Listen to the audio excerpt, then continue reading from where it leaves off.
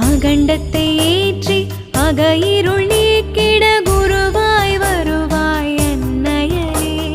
கருவறை அமர்ந்து சுடராய் மிளிந்து சாகம்பரியாய் அருள்பவளே.